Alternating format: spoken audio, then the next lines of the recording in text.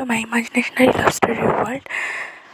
Sorry guys, मेरी गले की हालत ना पूरी तरह से ख़राब हो चुकी थी। मतलब मैं बोल नहीं पा रही थी, इस बट गया था और ऐसे साउंड हो रहा था। घर वाले तो परेशान हो गए थे, सोचा था ये तो गया, इसका गला तो गया पर फिर भी भगवान की कृपा से अब ठीक है थोड़ा सा। हाँ, थोड़ा थोड़ा पेन हो रहा है। सो सॉरी फॉर इतने दिनों के बाद इसका नेक्स्ट पार्ट अपलोड करनी है। I am very very very sorry. And चलिए स्टोरी को शुरू करते हैं। ये एक्सीडेंटली प्रेगनेंसी का पार्ट 11 है। चलिए, अब तक हमें पता चला था कि यानली ने मतलब हांगुंजन मतलब हमारे वांगे को समझाने के लिए उस रूम में रुक गई थी। यहाँ पे बाहर विंग जांग चांग वेनिंग news and king south Indian स्वयं भी वहाँ पे थे। तो विंग ने कहा किसी क्या बात कर रही होगी, तो जंग चाहने वाले तुमने जो भसड़ पिलाया उसे समेट रही होगी और क्या।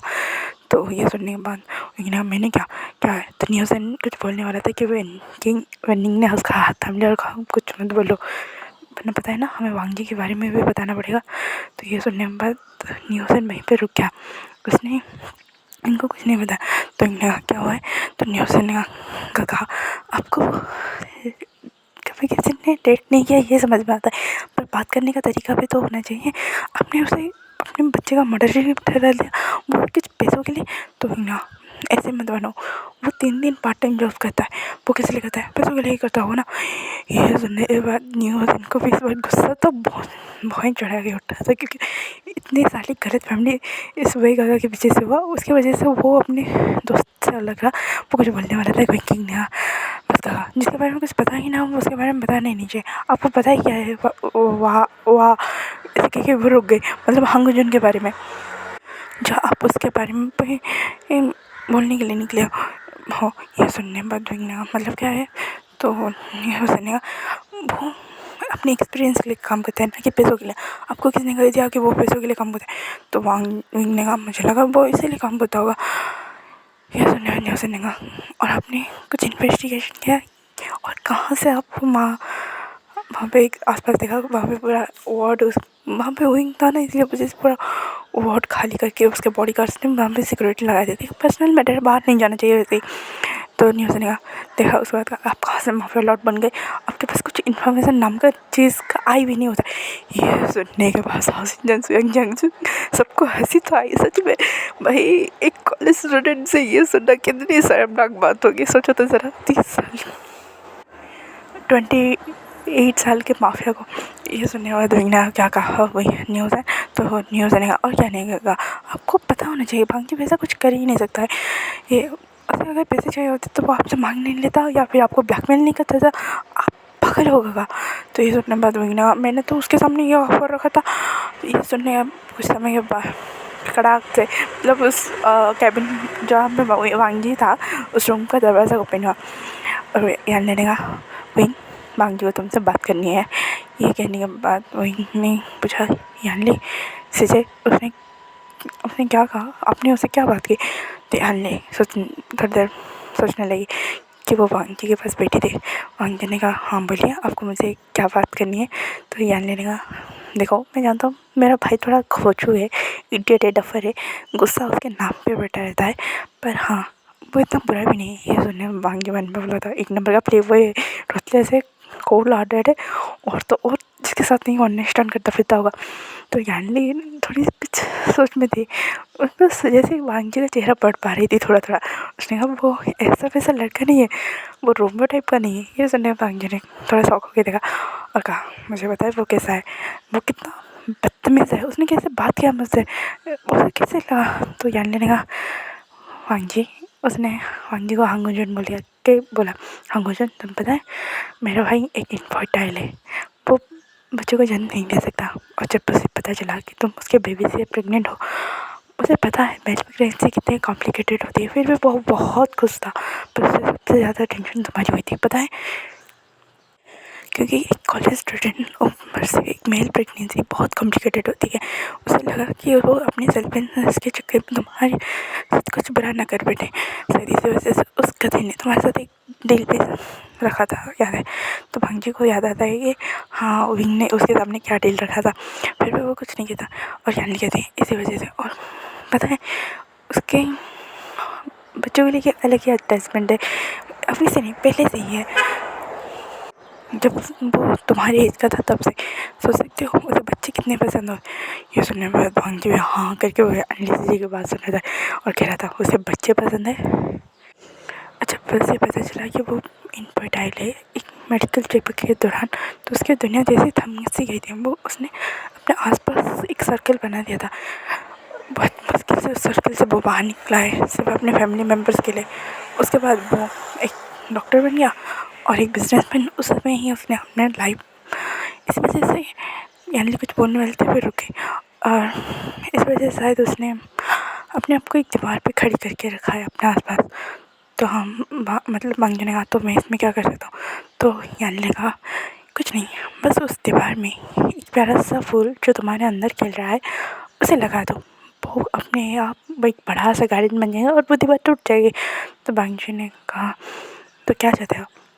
तो यानी ने कहा ये बात मुझसे ज़्यादा तुम्हें विंग से डिस्कशन करनी चाहिए। ये करने के बाद यानी जाने वाले थे तो बांगजी ने कहा सीधे। तो यानी थोड़ी देर के रुके और कहा हाँ बोलो आपको क्या लगता है मैं उसे बेबी से मिलने दूँ या ना दूँ। तो यानी ने कहा तुम्हारा दिल क्या चाहता है। तो वांगना मेरा दिल एक पल के लिए कह रहा है कि मैं इस बेबी के फादर से मिलने दूँ उसे। फिर तो ये फिर यानी ने कहा फिर वांग जी कुछ समय रुका और कहा मुझे विंग से बात करनी है। तो ये सुन के यानी थोड़ा मुस्कुराई कि चलो भाई कुछ नहीं तो वांग जी विंग को बेबी से मिलने तो देगा, मतलब हमारा हंग यानी के सामने जो है। ये जान के वो खुश हुई और बाहर निकली। तभी यानी ने कहा पहले जाके उससे बात करो उसके बाद ठीक है। यहाँ पे विंग अंदर आ गया। तभी जंग जंग यानी सब यानी से बोला सीधे उसने क्या कहा उसे वो भी रखना है या फिर नहीं। वो ऐसी हालत में काम कैसे कर सकता है, उसे अकल वकल कुछ है कि नहीं, और उसने विंग से ये बात छुपाई क्यों। ये सुनने के बाद विंग को जो भाव उठा उसने बोला क्या कहा तुमने, उससे काम करने की क्या जरूरत है। कहाँ पे लिखा है कि प्रेग्नेंट वुमेन या मेन काम नहीं कर सकते, कहाँ पे लिखा है। और तो बहुत ऐसे भी वो क्यों बताए तुम्हारे दोस्त को एक नंबर का प्ले बॉय है। ये सुनने के बाद वहाँ पे सारे लोग शौक थे बैंकिंग की जो भौएं उठी थी जंग जंग के ऊपर। जंग जंग ऐसा बात नहीं है, मैं को कुछ बोल ही नहीं पा रहा था। बैंकिंग ने कैसे बताया है फिर तुम्हारा तो क्या है जो बच्चा करके थे उन्हें पता होगा कितनी पेन होती है, कितनी स्ट्रगल करनी पड़ती है, क्या क्या करना पड़ता है ना सही। तो यानी ने भी अपने उसकी गुस्से को देखा सर हाँ में हिला दिया। उस समय यानी के पास भी कोई आंसर नहीं था। बैंकिंग ने कह दिया बैंकिंग ने ये सब जो बोल रहा था और बैंकिंग ने क्या तुम्हारे दोस्त को क्या है उसे बच्चा चाहिए। मेरे दोस्त की पढ़ाई नहीं भंगोजन के बारे में उसे पढ़ाई नहीं। तभी यानी ने कहा नहीं बैंकिंग ऐसी बात नहीं है। बैंकिंग थोड़ी देर शांत हो गई क्योंकि उसे फ्लो में जंग जंग को ऊपर से नीचे झाड़ ही दिया था, झाड़ू की तरह उसे लेके झाड़ ही दिया था। तो उसमें थोड़ी देर शांत हो गई कि भाई भाई फ्लो में क्या बोल मैं उस यानी ने कहा ऐसा नहीं है। जब भांगजी के बारे में उसे पता चला था वो एक टांग पे भागा, मतलब हंगजन के बारे में जब उसे पता चला था वो एक टांग पे भागा आया था क्योंकि उसे बेबी के साथ ज़्यादा हंगजन के बारे में फिक्र थी। उसे पता भी नहीं था बेबी जिंदा है। बैंकिंग ये सुनने के बाद न्यूज़ देने का चलो एक अगर के दिल में तो भांगजी के लिए प्यार है। अब इन दोनों की लव स्टोरी तो बना ही देना पड़ेगा, भगवान प्लीज़ हेल्प करना। ये कहने के बाद न्यूज़ देने का तो क्या वो हंगजन से प्यार करता है। तो यानी ने कहा ये बात तो इन दोनों को पता होनी चाहिए जो अंदर बात करे। यहाँ पे दूसरी ओर मांगजी और विंग आमने सामने थे। मांगजी बेड पे लेटा हुआ था, विंग वहाँ पे खड़ा था। उसने आया और सॉरी पहले बोला। मांगजी ने बोला सॉरी क्यों, जो मुझे इतने अच्छे से लेक्चर दिया उसके लिए या फिर यहाँ पर बचाने के लिए आए उसके लिए। ये सुनने के बाद विंग ने कहा ऐसा नहीं है। मुझे लगा कि तो हंगजी ने कहा हाँ तुम्हें लगा कि मैं इतना केयरलेस हूँ कि थर्ड बेबी को ही अवॉइड कर दूँ शायद उस दोस्त के लिए। ये सुना विंग को भी बुरा लगा। उसने कहा नहीं ऐसे नहीं है बस। हंगजी ने कहा मैं समझ रहा हूँ कि आपके लिए बेबी बहुत इंपॉर्टेंट है, मैं चाहकर भी इस बेबी को हार्म नहीं कर सकता हूँ क्योंकि मैं ऐसा नहीं हूँ। हंगजी ने एक गहरी सांस ली और एक बार फ़ोन की ओर देखा। हाँ, और फिर उसे डॉक्टर की बात आ जाए। डॉक्टर ने फ़ोन किया, तभी मांगजी ने फटाक से फ़ोन ले लिया और पिक करिए। हाँ बोलिए। तो डॉक्टर ने वहाँ से बोला, वांगजी मतलब हांगजन सर, आपके लिए बहुत बड़ी गुड न्यूज़ है। आपको पता है आपके अंकल ठीक हो सकते हैं। उसने जो एक ट्रीटमेंट होगा, आपको पता है ना, आपको उस ट्रीटमेंट के बारे में बोलना है। आपका जवाब क्या है, हाँ या ना। उस ट्रीटमेंट बहुत ज़्यादा हेल्पफुल होगा आपके अंकल के। तभी वांगजी एक पल के लिए उस फ़ोन अपने अंकल को याद करता है, अपने स्टमक में हाथ रखता है और एक बार विंग को देखता है। तो उसने कह दिया, ठीक है मुझे मंजूर है। ये सुनने के बाद डॉक्टर ने फ़ोन काट दिया।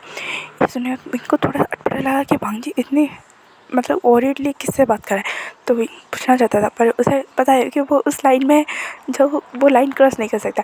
तो विंग चुप रहा। तो वांगजी ने मुझे उस दिन के डील के बारे में आपसे बात करनी। ये सुन के विंग को जो झटका लगा कि उसे एक पल के लिए मन में आया, नहीं भाई ये बंदा बेबी को हार्म नहीं किया, उसने उससे बेबी को दूर रखा, मतलब ये बंदा बेबी से प्यार करता है। उसमें मैंने कहते ना एक उम्मीद सी जागी थी, हाँ भाई मैंने अपने लिए करेक्ट पार्टनर चुना था। हाँ हाँ, पार्टनर चाहे जैसा भी हो, बट बहुत अच्छा था।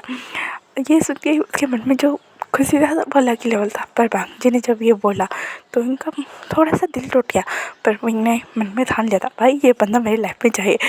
वो इस हालत में हो वैसे या ऐसे मुझे वो ये चाहिए। उसके बाद विंग ने कहा, हाँ बोलो क्या मैं उसका कॉन्ट्रैक्ट बना दूँ। ये सुनने भांजी ने कहा, मुझे उस कॉन्ट्रैक्ट में कुछ चेंजेस चाहिए। ये सुनने के बाद विंग ने कहा, क्या चेंजेस चाहिए तुम्हें। पहली कंडीशन, आप मेरी पर्सनल लाइफ में कोई भी दखल अंदाजी नहीं करेंगे। मेरे बारे में आप पता भी नहीं लगाएंगे कि मैं क्या हूँ, कहाँ से हूँ, कुछ नहीं। उनको पता है कि हांगजन के बारे में उसे जितना पता है उतना है ही नहीं, उसे कि कहीं ज़्यादा है। पर हाँ, इस बार वही प्यार में था, उसने हाँ कह दिया।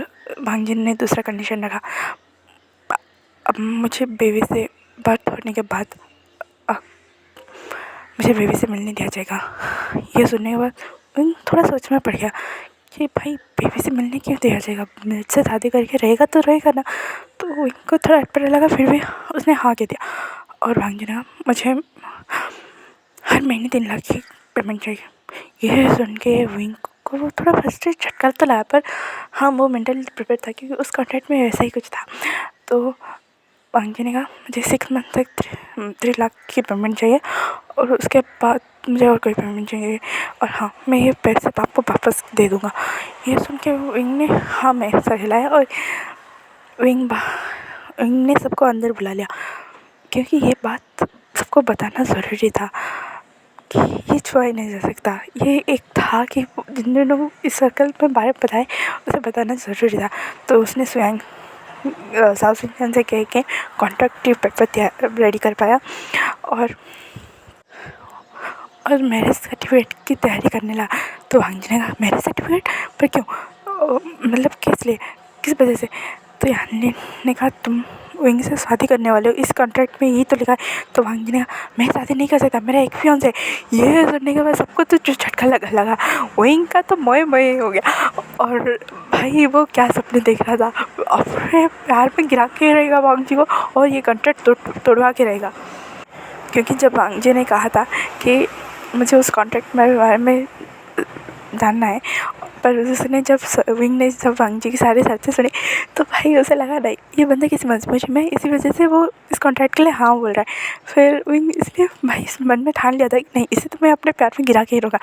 पर जब उसे इतना बड़ा शौक लगा था नी हुसैन बैंकिंग पर वेंडिंग को भी बहुत ज़ोरों का शौक लगा था। भाई इसका फियांसे कहाँ से आ गया, ये तो अपने अंकल से छुपता फिर रहा है, इसका भी फियांसे हमें पता नहीं। नी हुसैन वांगजी को देख रहा था, बैंकिंग वेंडिंग हाँ करके वांगजी को देख रहे थे। वांगजी कह रहा था, देखो मेरे फियांसे को पता है कि मैं, पता ही नहीं है मैं प्रेग्नेंट हूँ, वो अभी अब्रॉड में है। उसके हकलाते हुए बात को सुन के नियो हुसैन रैंकिंग समझ गया, भाई ये झूठ बोल रहा है, अब हमें भी इस झूठ में गोता मारना होगा।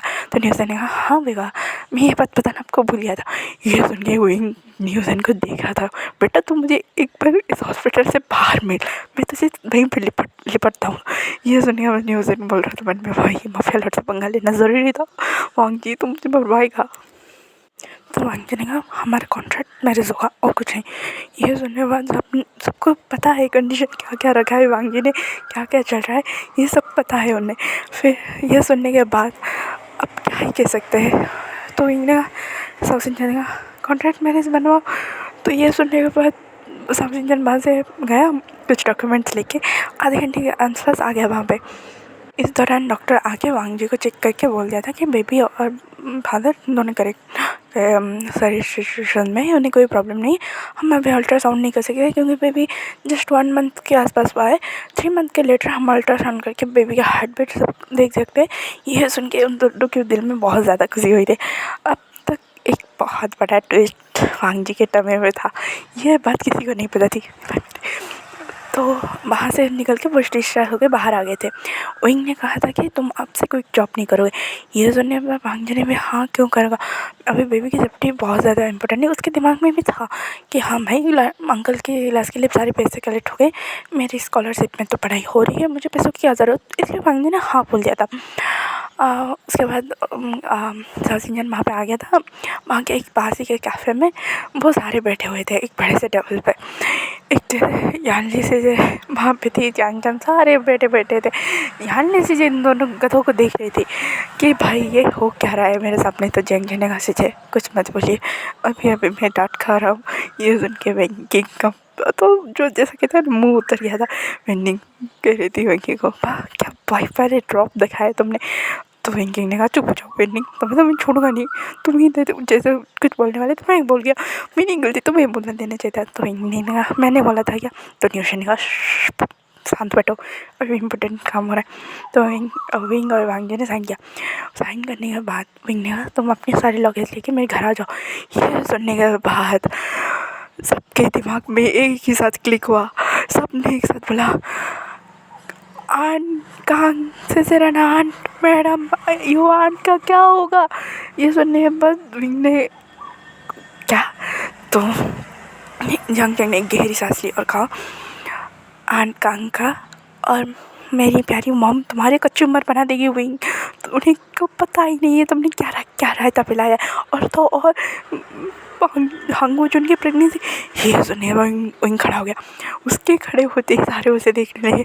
और विंग एक जो माफिया लॉर्ड है जो एक इशारों में सबको अपनी घुटनों में ला सकता है, वो उस टेबल के आसपास चक्कर काटे जा रहे। मेरी मॉम मेरी आंट मुझे खा जाएगी। ये हालत देख के बाकी को तो हंसी छूट रही थी। वहाँ पे जितने सारे बैठे थे उन्हें तो हंसी ठाके लगाने का मन कर रहा था। उनको रोकने के लिए भांजी खड़ा हो गया और कहा हाँ मिस्टर बेबी विशाल, आप पहले अपने मॉम अपनी फैमिली को मुझे समझाइए, मेरे बारे में बताइए, तब मैं आपके घर आऊँगा।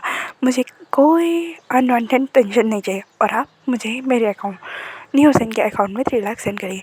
तो इन्होंने सडन से क्वेश्चन किया तुम्हारे अकाउंट में क्यों नहीं। तो वांग जी इन तीनों को देखने लगा और बोले फेक अकाउंट कहाँ से बनाए। तो वांग जी ने कहा नहीं कुछ कैसा चला, ये आपने अभी कॉन्ट्रैक्ट साइन किया है ना, फर्स्ट लो भूल गए। ये सुने तो इनका मुँह चुप और सारे लोग कि भाई साहब किसी ने इनका आर्गुमेंट को बीट किया है।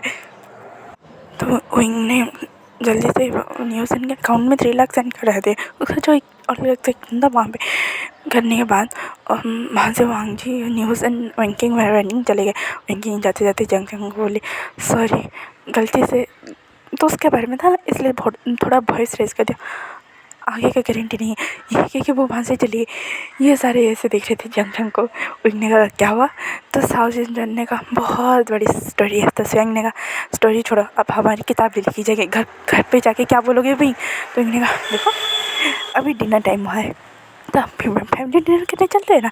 तो जंग ने हाँ फ़ोन पकड़ दिया, हाँ मेरा मीटिंग है ना मैं आ रहा हूँ। तो साउथ इंडियन का अच्छा मुझे ये मीटिंग अटेंड, सब अपने बाहर लेने। तभी उन्होंने कहा सीजा आप भी। तो सीजा ने कहा मुझे अपने प्यार को देखने जाना है। ये कह जैसे उठने वाला तो उन्होंने कहा अगर किसने भी हमसे हिलने की कोशिश की और मेरे साथ घर नहीं गए, मैं पक्का बता रहा हूँ सबके सिगरेट लीक होने वाले। ये सुनते ही सारे ने कहा चलो घर जाते हैं, फैमिली डिनर करते हैं। ये कह के वो सारे फैमिली डिनर के लिए निकल गए। यहाँ पे वांग जी के डोम में पूरे रास्ते के इन तीनों ने कुछ नहीं कहा। भांग जी के डोम में आते ही न्यूज़ ने चला, भांग जी के बच्चे कहेंगे तो निंग ने कहा भांग जी के बच्चे ने, भांग जी के होने वाले बच्चे। न्यूज़ ने न्यूज़ ने उसे घूर के दिखा और कहा भांग जी तुमने क्या रायता फैलाया, तुम्हारा fiance.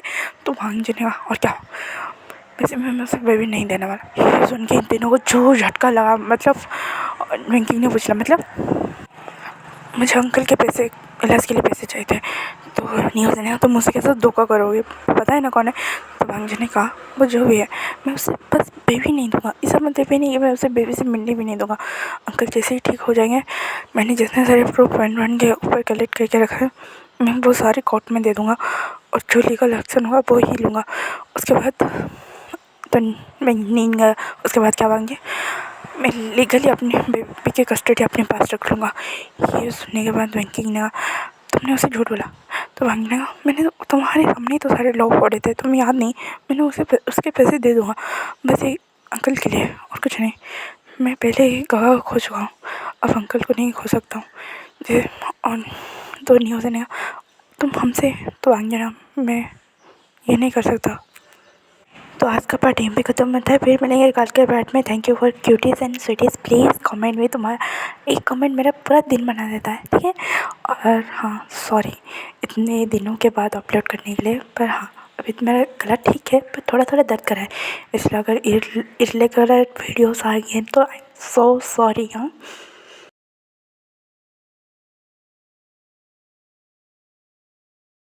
Thanks for watching, bye bye cuties and स्वीटीज।